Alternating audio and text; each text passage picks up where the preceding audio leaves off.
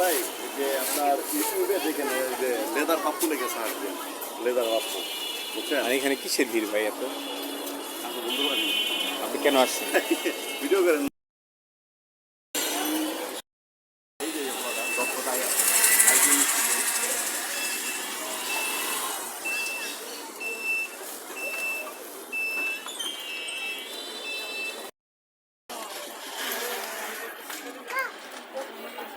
Offer কি ভাই আজকেই শেষ?